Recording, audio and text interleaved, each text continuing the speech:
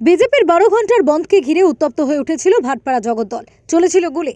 এই ঘটনার পর দফায় দফায় উত্তেজনা ছড়ায় জগদ্দল এলাকায়। বিশাল পুলিশ বাহিনী পরিস্থিতি সামাল দেয়। এই ঘটনার পরে ব্যারাকপুরের প্রাক্তন বিজেপির সাংসদ অর্জুন সিং এর বাড়িতে আসেন বিজেপি নেত্রী প্রিয়াঙ্কা টিব্রেওয়াল।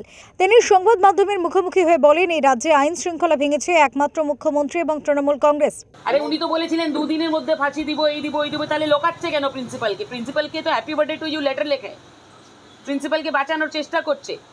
তো দোষীদেরকে তো পোষেছে মমতা বন্দ্যোপাধ্যায়, ক্রিমিনালদেরকে পোষেছে মমতা বন্দ্যোপাধ্যায়। ফাঁসি আর কার জন্যই চাইছে? যত এখানে ক্রাইম হয়, রেপ বলুন, মার্ডার বলুন, সব কিছুতে কিন্তু তৃণমূলের লোকজনই ইনভলভ থাকে।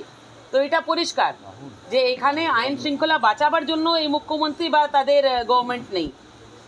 এখানে যদি কেউ ভেঙেছে আইনকে, সেটা হলো মুখ্যমন্ত্রী আর টিএমসি। এদিন তিনি মমতা বন্দ্যোপাধ্যায় অত্যন্ত নিম্নমানের রাজনীতি করছেন বলে তীব্র ভাষায় কটাক্ষ করেন মুখ্যমন্ত্রী মমতা বন্দ্যোপাধ্যায়কে।